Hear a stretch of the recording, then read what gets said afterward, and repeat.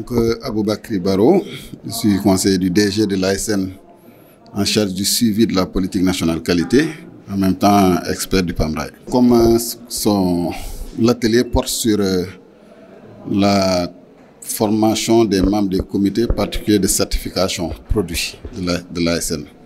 Comme vous le savez, on a aujourd'hui des enjeux en matière de qualité pour assurer et rassurer les consommateurs, d'abord sur le marché domestique, avant de passer au marché régional et international.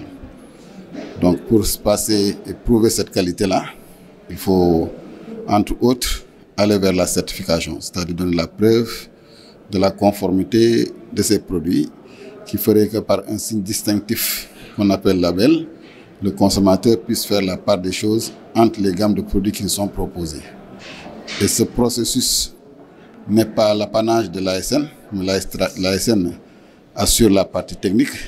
Mais pour pouvoir aller dans le sens de la validation, il faut mettre l'ensemble des parties prenantes ensemble, de manière transparente, de manière également objective, impartiale, pour pouvoir décider et apprécier de la conception des règles générales qui organisent la marque en passant par les règlements particuliers qui montrent les critères sur lesquels on doit apprécier la qualité avec les normes de référence. Et à partir des essais qui seront effectués et de l'audit de l'unité de production, il reviendra justement à ces membres du comité particulier de statuer. C'est à eux et à seuls de prendre la décision d'octroyer ou de ne pas octroyer la marque. Donc il était important de les mettre à niveau parce qu'on a eu une expérience dans la certification, aussi bien pour l'huile d'arachide que pour les masques barrières et les gels hydroalcooliques. Donc on va amorcer d'autres produits. Donc il fallait élargir les membres des comités et donc conséquemment les mettre à niveau pour qu'ils voient un petit peu les tenants et les aboutissants du processus de certification et les rôles et responsabilités dans ce système. Parce qu'on va bientôt vivre l'entrée en vigueur de la ZLECAf et ce sera une concurrence, une compétition directe entre les opérateurs africains sur les territoires où les mesures tarifaires ou autres vont être levées. Donc un des éléments de différenciation serait fondamentalement la qualité. Donc ça, nous sommes attelés depuis un certain moment.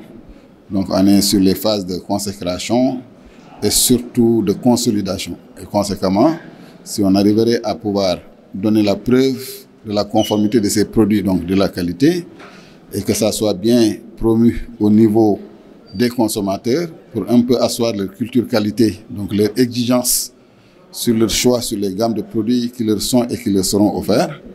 Conséquemment, donc, cet élément va être un argument commercial de vente, un argument d'assurance, un argument de fidélisation, un argument de sécurisation donc, des consommateurs de manière générale. Cela c'est régi par les règles de l'OMC, surtout les obstacles techniques au commerce et les mesures sanitaires et phytosanitaires, qui sont des enjeux réels pour l'accès au marché. Et là aussi, au niveau de la CEDEAO, on nous a travaillé depuis plus de 10 ans. Et là, on est dans le processus même d'élaborer une marque CEDEAO de la qualité, l'écomarque. Et même au niveau de l'Union africaine également, le processus de développement d'une marque africaine de la qualité est en cours.